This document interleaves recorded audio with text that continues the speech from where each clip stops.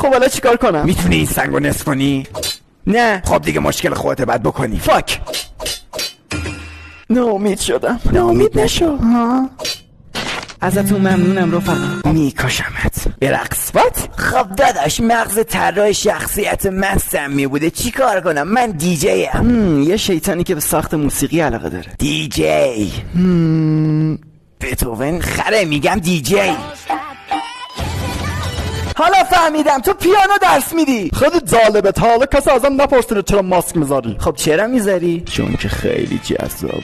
اوه پسر قلبم. اوه یعنی بذار ماسکو. باشه. بچه ها دعوا کار بدیه ها. تا میتونی بکش. پاد رو سیمه جناب. خواهرشو بکش. نه. بیا خواهرشو بکشی. فاک. شما کی هستین؟ به ما میگن اونجرز. معرفی میکنم. الفاتحه، نماز مغرب، سفید بفی، آجر. اینو نمیشناسم. کبرا 11.